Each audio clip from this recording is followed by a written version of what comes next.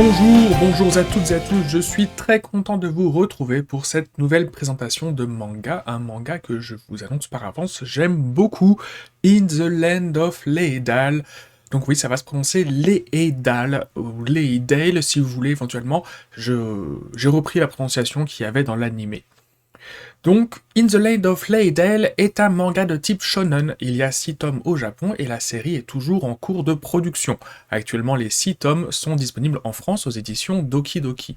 Au Japon, In the Land of Leidale est édité aux éditions Ashi Media Works ou Hachi Media Works, je sais pas trop comment ça se prononce, mais a priori c'est un sigle, hein, A-S-C-I-I. C'est une maison d'édition très versatile sur ses publications. Elle a plusieurs magazines de prépublication de seinen. Édité en France, vous avez pu lire Spice and Wolf, Les Promeneuses de l'Apocalypse ou Alderamin on the Sky par exemple. Ils éditent aussi des josei. En France, on a eu quelques-uns d'excellente qualité, tels que Good Night, I Love You et Les Sorcières de la Fin du Monde. Je vous donne pas la liste complète, mais notamment ceux que j'ai dans ma bibliothèque. Ils éditent aussi des shoujo matures comme Celle que je suis, Entre deux et Snow White and Alice. Et une certaine quantité de shonen à succès, et pour cause, c'est eux qui éditent la licence très grande, en termes de quantité de spin-off notamment, de manga Sword Art Online. Mais ils éditent également le répugnant Butareba, que je vous ai présenté récemment, enfin pas présenté, mais dont je vous ai parlé, le très divertissant Cheat Skill Level Up, et le superbe et très émouvant Sur la colline où poussent encore ses fleurs. Alors là, vous vous dites que je viens de citer que des mangas de type isekai. Parce que les éditions Ashi MediaWorks ont compris dès la fin des années 2000 que le format de récit isekai et tous les dérivés de type autre monde et voyage dans le temps, tout ça, eh bien tout ça avait un potentiel important auprès des ados japonais. Alors, et puis l'histoire leur a donné raison d'ailleurs. Alors leurs branches de manga shonen ne font pas que des isekai, bien entendu, mais ils en font pas mal. Et de manière très logique, le manga que je vous présente dans cette vidéo en est un. In the Land of Leidal est scénarisé par 2 personnes et dessiné par 2 personnes. Alors c'est une drôle de manière de présenter les choses, mais en fait, nous avons un auteur original, Seize. Il a écrit le light novel In the Land of Leidal entre 2010 et 2012 en le publiant directement sur internet. Petit rappel, le light novel, c'est un roman de fiction court qui est souvent agrémenté de quelques illustrations au début du chapitre par exemple. Dans notre cas présent, les illustrations de ce light novel ont été réalisées par Ten Maso, qui est aujourd'hui crédité comme étant le character designer du manga. C'est un concept, c'est un fonctionnement qu'on avait déjà vu sur d'autres présentations, notamment H, le bâtisseur de civilisation. Puis In the Land of Leidal a été publié au format physique pour un total de 8 livres, donc c'est les romans. En 2019, les éditions Ashi MediaWorks acquièrent les droits d'adaptation au format manga, donc aujourd'hui le produit qui nous intéresse. Et le scénario va être adapté par Suzukaze Ryo, qui est un scénariste expérimenté et qui a travaillé sur différentes œuvres depuis 2010, dont le spin-off de l'Attaque des Titans Before the Fall. Je l'ai pas lu, mais je crois qu'il y a quelque chose comme 17 tomes, ce qui est quand même pas mal, donc c'est quelqu'un d'expérimenté.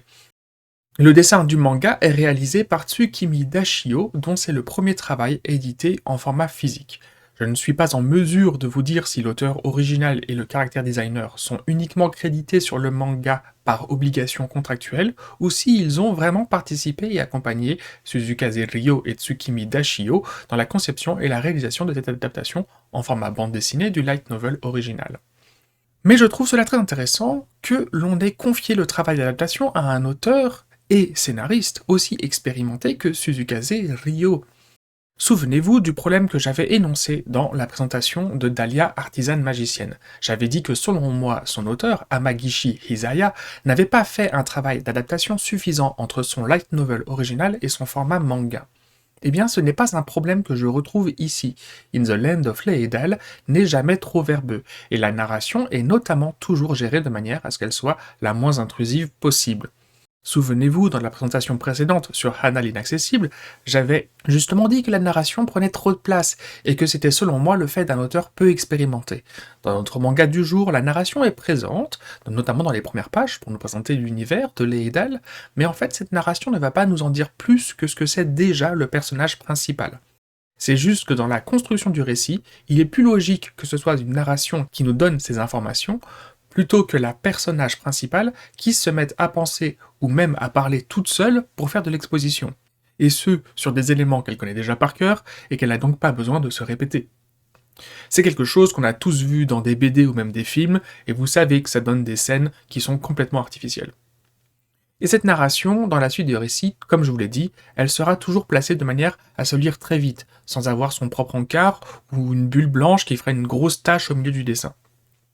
Alors, vous allez vite vous rendre compte que je n'ai pratiquement que des fleurs à lancer à ce manga. Il y a bien 2 petits défauts et je vous présenterai chacun d'eux le moment voulu. Concrètement, In the Land of Laedal est donc un récit de type Isekai, donc autre monde, et je trouve qu'il a l'un des postulats de départ les plus intéressants qui a été fait jusque-là. Tout ce qu'on sait dans le tome 1 du manga, c'est que Kagami Keina est une adolescente, une jeune fille, une jeune femme, grand maximum. On saura plus tard quel est son âge précis, mais au début du manga, tout ce qu'on sait, c'est que, bon, elle a a priori la vingtaine. Et donc cette jeune femme est décédée dans une chambre d'hôpital, et elle vient donc de se réveiller dans le monde de Laedal, qu'elle reconnaît immédiatement. Laedal étant un jeu vidéo de type MMORPG, donc Massive Multiplayer Online Role Playing Game, un jeu qu'elle a tellement poncé durant sa vie précédente qu'elle fait partie des rares joueurs à avoir dépassé le plafond de verre des niveaux et de la puissance. Donc oui, In the Land of Laedal est ce genre d'isekai où le personnage principal est super fort dès la première page. Mais on va se montrer indulgent par a priori, parce que cette histoire a été écrite en 2010 et pas en 2015 ou en 2020. En 2010, ce n'était pas encore devenu un cliché redondant des récits de type « je me suis réincarné dans un autre monde ou un jeu vidéo et je suis trop fort ». Et on comprend que Kaina n'est pas par hasard à l'hôpital, elle y était en séjour de longue durée, sans doute de très longue durée suite à un accident, ce qui justifie facilement et logiquement qu'elle ait eu autant de temps à accorder à ce jeu pour pouvoir atteindre un degré de puissance normalement inaccessible à un joueur lambda. Nous aurons l'occasion de constater que beaucoup d'autres mangas isekai basés sur le concept de la réincarnation dans un jeu vidéo ne prennent malheureusement pas la peine de justifier la puissance du héros autrement que par c'est un gros geek et il a plus joué que les autres, alors son personnage c'est le plus fort.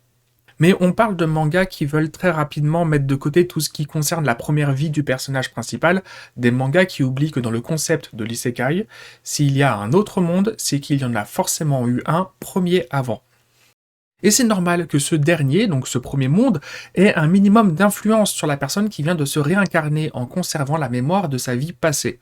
Fort heureusement, In the Land of Laedal est un récit qui va prendre en compte ces éléments.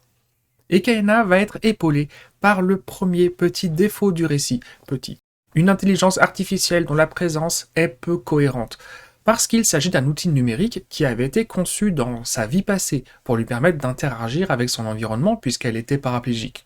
Sauf qu'aujourd'hui, Kaina se retrouve bloquée dans son jeu vidéo, sans possibilité d'en sortir. Et cette IA va lui expliquer que cette situation est due à une coupure de courant qui a eu lieu à l'hôpital. Sauf que si, dans le principe de fonctionnement des isekai, la règle de base, c'est que l'âme et ou l'esprit de l'être vivant soient transférés d'un monde à l'autre, il est un peu moins cohérent qu'un outil numérique ait pu lui aussi l'accompagner dans ce transfert, tout en ayant perdu son alimentation, et surtout tout en étant capable d'émettre ce qui sont a priori des requêtes système, puisqu'il peut analyser qu'ils ne sont plus connectés au serveur du jeu. Alors que Kaina peut toujours utiliser les accès environnementaux correspondant au gameplay original du jeu. Elle est son personnage, avec son équipement, son inventaire, etc. etc. C'est donc qu'ils sont bien toujours dans le jeu original. Le petit effort de suspension consenti de l'incrédulité qu'il nous faut faire, c'est d'accepter qu'un outil numérique comme cette IA, conçu pour avoir un rôle système précis, ici permettre à Kaina d'activer et d'utiliser par la voix des objets connectés de sa chambre d'hôpital, allume la télé, remonte le dossier de mon lit, démarre le jeu, c'est-à-dire le genre d'IA qu'on a déjà aujourd'hui sur nos ordinateurs ou téléphones. Eh bien, il faut accepter que cette IA puisse aussi agir de manière intrusive dans un système fermé dans lequel il n'est pas supposé pouvoir intervenir. Vous savez très bien que les petits outils d'IA qu'on a sur nos téléphones ou sur l'ordinateur et qui permettent notamment de démarrer un jeu, en fait, de faire ce qu'on pourrait faire normalement avec la souris, eh bien, ou avec le clavier quand on lui demande de faire une recherche Google. Eh bien, vous savez très bien que cette IA, par contre, vous ne pouvez pas interagir avec elle à partir du moment où vous êtes dans votre jeu vidéo, et que cette IA ne peut pas intervenir pour faire des choses à votre place dans le jeu vidéo. Et bon, là, on va accepter le truc en se disant, oui, mais là, c'est une technologie a priori du futur, puisque là, on est quand même dans une vision terrienne a priori un peu futuriste, puisque, on est sur un jeu vidéo grand média, donc l'équivalent d'un Call of Duty, World of Warcraft, League of Legends, où il est intégré de manière commune au travers du monde, qu'on y joue avec un casque et dans un environnement 3D full développé, etc. Ce qui est aujourd'hui encore un format de jeu vidéo, malgré tout, qui reste et un format d'accès aux jeux vidéo et d'interaction avec le jeu vidéo qui reste quand même à la marge. Donc, comme je vous le disais, il faut bien accepter que cette IA puisse aussi agir de manière intrusive dans un système fermé. Et dans notre cas présent, pouvoir communiquer avec Kaina en totale autonomie, alors qu'a priori, elle n'est plus reliée à aucun terminal physique, ce qui nous sera confirmé plus tard dans l'histoire. Alors, à nouveau, je pense qu'on peut se montrer indulgent avec la présence de cette IA, à la fois parce que cet isekai a été conçu en 2010, mais aussi parce que dans ce manga, ses interventions sont finalement assez rares et ponctuelles. Elle ne va pas du tout avoir le rôle du meilleur ami qui va toujours avoir réponse à tout par le pouvoir magique de l'intelligence artificielle, ce qui est quelque chose qui est devenu extrêmement récurrent dans d'autres isekai. J'avais notamment fait la référence quand quand je vous avais présenté H le bâtisseur de civilisation, je vous avais dit, heureusement H le bâtisseur de civilisation, il n'y a pas ce truc de cette IA qui vient nous sauver la vie en permanence en Deus Ex Machina de manière complètement artificielle. Bon bah, là, c'est un nouveau isekai que je vous présente, c'est le 3e isekai que je vous présente, je crois, au moins. Et il se trouve que là, il y a une IA, mais fort heureusement, elle ne correspond pas à tous ces clichés qui sont devenus redondants et même désagréables d'une grande majorité des isekai qui sont en fait ce qu'on pourrait appeler des isekai peu inspirés. On aura l'occasion d'en parler, j'en ai quelques-uns dans ma bibliothèque. Ce qui est intéressant, et ce qui va d'ailleurs influencer la totalité du récit, à la fois dans ces événements comiques et dans ceux dramatiques, pardon, je change de sujet, c'est bon, on a fini de parler du petit défaut, de ce petit défaut qui était l'IA, on peut vous dire que vraiment c'est un petit défaut, c'est pas trop grave, si jamais vous avez lu d'autres isekai et que vraiment vous êtes gavé par vous dire « Ah, il y a une IA, oh, fait chier !» Mais non, vous inquiétez pas, c'est pas grave. Donc, refocalisons-nous sur le récit. Ce qui est intéressant, et qui va d'ailleurs influencer la totalité du récit, à la fois dans ces événements comiques et dans ceux dramatiques, c'est que Kaina n'est pas tout à fait dans le Leydale dans lequel elle a joué. Elle s'est réveillée 200 ans après l'époque où se déroulait initialement le jeu. Sa liste d'amis et de contacts est vide, elle est a priori la seule personne qui soit à l'origine une joueuse, parce que des personnes, il y en a plein autour d'elle. Et la géopolitique des territoires de l'Eredal a grandement évolué en 200 ans. Ainsi, ce manga va nous présenter l'histoire de Kaina et ses aventures pour redécouvrir un monde où les enjeux seront fixés par les interactions sociales et pas par les combats, parce qu'elle est super forte. Même si progressivement on va se rendre compte que la situation n'est pas aussi simple que ça. Qu'est-ce qui s'est passé il y a 200 ans pour que les aventuriers, c'est-à-dire les joueurs du jeu, disparaissent tous d'un coup ? Qui ou quel est ce fameux dieu qui aurait permis l'arrêt des conflits? Est-ce qu'il y a d'autres habitants de l'Eredal qui sont aussi d'anciens joueurs, comme Kaina? Et c'est tout l'intérêt de ce manga pour moi. On va démarrer sur une histoire majoritairement axée sur la comédie et l'aventure fun, tout en étant très mesurée dès le départ par des petites touches de drame. Ainsi, Kaina est très consciente que si son esprit est là, dans l'Eredal, son corps d'origine, lui à l'hôpital, n'a certainement pas survécu à la coupure de courant, puisqu'il était entièrement dépendant de tous les branchements et de toutes les machineries qui la faisaient vivre. Elle ne prend pas cette information à la légère. Ainsi, progressivement, Kaina va obtenir de plus en plus d'informations et comprendre de plus en plus de choses sur sa condition personnelle durant son aventure. Et bien qu'elle soit par principe d'une nature positive et enjouée, certaines de ces informations seront assez dures à entendre et à encaisser pour elle. Et tout cela est suffisamment bien mené pour que, arrivé au tome 6, nous, en tant que lecteurs, on ait développé une empathie sincère envers Kaina. Et cette empathie, et même sympathie, j'ajouterais, fait que l'implication et les inquiétudes de Kaina nous semblent tout à fait crédibles, vis-à-vis des enjeux de plus en plus importants qui se révèlent dans l'Eredal. Oui, Kaina est pratiquement imbattable dans le cadre d'une confrontation directe. Soyons honnêtes, elle est en termes de puissance brute une déesse vivante. Sauf que son projet n'est pas de conquérir et d'ordonner le fonctionnement du monde, ni de vaincre un éventuel seigneur du mal. Elle se retrouve tiraillée entre son désir d'une vie calme et posée, à enfin pouvoir profiter des plaisirs simples de la vie, en opposition à sa vie passée, tétraplégique dans un lit d'hôpital. Et le fait que Laedal soit un monde qui fonctionne comme un univers lambda d'Heroic Fantasy, avec des monstres, des dragons, de la magie, et tout ce que cela implique comme événement pour les habitants du monde. Cela apporte déjà son lot d'imprévus pour une personne humaine originaire de la Terre. Mais sur ce monde se superpose l'environnement vidéoludique auquel Kena a accès, et qui est pris en compte dans des enjeux de plus en plus importants mis en place par le récit. Et là, Kena se sent légitimement concernée, et notamment quand cela vient mettre en danger les habitants du monde, qu'elle ne considère pas comme étant des informations numériques issues d'un jeu vidéo, mais bel et bien des êtres vivants doués de conscience et avec un véritable libre arbitre. Dans cette présentation, je ne vais pas vous en dire plus sur le déroulé du scénario, mais avant de vous parler des graphismes, j'ajouterai que pour moi, le simple fait que la composante jeu vidéo soit réellement prise en compte pour faire avancer le scénario de l'histoire est vraiment un gros point positif. Dans les deux isekai que je vous ai présentés auparavant, je vous avais dit que je trouvais que l'aspect être humain réincarné était mal exploité. Ce n'est pas le sentiment que j'ai en lisant In the Land of Laedal, bien au contraire. Ainsi, Kaina se fâche quelquefois avec des personnes parce que leurs points de vue sont par principe différents. Du fait que Kaina n'est pas vraiment, en l'occurrence, une haute elfe, et il y avait Kaina, l'être humaine, qui était une joueuse, et il y avait Kaina, qui avait un nom juste orthographié différemment, mais qui se prononçait pareil, une haute elfe, le personnage qu'elle interprétait son avatar dans le jeu vidéo. Et cet avatar, cette haute elfe, eh bien, correspond à une culture et une éducation et une manière de vivre précise dans ce jeu vidéo. Mais elle, ça reste une humaine dans sa tête. Donc c'est bien une simple humaine terrienne qui a une vision très différente des rapports sociaux et des rapports raciaux que ceux qu'ont les habitants natifs de Laedal, qui sont en fait les descendants des PNJ du jeu original. Les PNJ, donc les personnages non joueurs du jeu.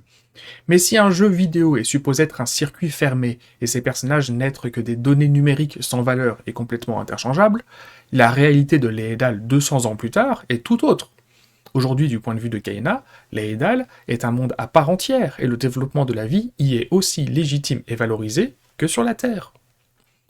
Et les interfaces numériques issues du jeu original auquel a accès Kaina apparaissent presque comme étant contre nature dans ce monde où elle est pratiquement toute puissante. Et de fait, si en 6 tomes il ne s'est pas encore déroulé d'événements très dramatiques ou trop graves concernant Kaina, on a passé assez de temps avec elle pour qu'au fur et à mesure, de par la qualité du récit, par empathie, lorsqu'elle est inquiète pour ses amis, nous en tant que lecteurs, nous nous sentions concernés aussi. Concernant les dessins de ce manga, on est selon moi dans la même situation que dans un manga comme Flying Witch. On est d'abord sur un dessin utilitaire, c'est-à-dire au service du récit. Attention, je ne dis pas qu'il est bâclé, mais effectivement, ce n'est pas dans In the Land of Laedal que vous trouverez des dessins sur lesquels vous allez vous émerveiller. Ainsi, le design des personnages variera entre un dessin de bonne qualité, mais assez épuré, avec quelques détails, mais sans en être surchargé. Et dans les interactions comiques, le dessin adoptera un style cartoon. Et parfois, sur certaines pages où le personnage doit exprimer une émotion forte ou parce que l'événement est important, le dessin de Tsukimi Dashio saura marquer cette différence de sensibilité. Je vous avais dit qu'il y avait un deuxième défaut à ce manga, c'est l'usage parfois de photos en noir et blanc pour représenter le ciel ou certains arbres et feuillages. C'est dommage, dans l'ensemble on ne se rend pas trop compte, sauf sur certaines cases où le travail de maquillage n'aura pas été assez bien fait. Je préfère voir ce genre de dessin que cette masse noire utilisée pour camoufler l'usage d'une photo pour faire des feuillages. Et très rarement, ce genre de petite case, je ne sais pas vraiment comment la qualifier. Fort heureusement, ce n'est qu'une petite case, parce que si elle avait été sur la moitié de la page, j'aurais trouvé ça inadmissible, comme je vous l'avais présenté sur Hana l'inaccessible. Mais, du coup, quitte à ce que ce soit sur une petite case, c'est dommage d'avoir abîmé son dessin par la présence de cette petite photo hyper visible. Je veux dire, est-ce que cette petite case, ok, mais peut-être que du coup, on pouvait même carrément ne pas la mettre du tout, et faire autre chose. Alors vous allez me dire, quand on travaille sur un manga et le dessin, c'est beaucoup de travail. C'est beaucoup de travail. Oui, je sais. Et tous les dessinateurs ne travaillent pas au même rythme. Et donc peut-être que parfois il faut camoufler un manque de temps par ce genre de petites cases. je sais. C'est pour ça que je suis bien conscient que je chipote. Le dessin de In the Land of Laedal est vraiment très bien. Oui, il n'est pas bourré de détails incroyables, et chaque page ne sera pas l'équivalent d'une fresque héroïque. On ne demande pas à tout le monde de nous faire du berserk, etc. Mais cela fonctionne très bien comme ça sur ce récit. Cela permet aussi de souligner, comme je vous l'avais décrit avec le dessin de Mashima Hiro sur Eden Zero, oui, certains événements qui sont présentés peuvent être graves, mais dans l'ensemble, cette histoire est ordonnée par un récit fun. Vous ne prendrez jamais ce manga en vous disant que vous partez dans une lecture et un univers sombre et lourd aux enjeux dramatiques conséquents. Vous savez que malgré les drames, cette histoire est faite pour mettre en valeur les personnages bien intentionnés. Alors, oui, hein, on connaît tous l'expression, et elle est juste, l'enfer est pavé de bonnes intentions, mais en l'occurrence, ce n'est pas l'objet de ce récit. Pour moi, In the Land of Laedal, de par sa comédie et la qualité de son récit, est un manga très accessible, que ce soit à un public prépubère, ou même à des adultes qui ont plus l'habitude du format de la BD franco-belge que du manga. Si vous avez vu l'anime sur Crunchyroll, vous aurez pu constater que certains événements secondaires ont été mis de côté et ou déplacés pour pouvoir mettre l'accent sur l'aventure principale. L'aspect comédie est un peu moins marqué, mais ça fonctionne assez bien. Et je trouve que la balance entre les enjeux et le côté mignon de Kaina et de son aventure sont bien gérés.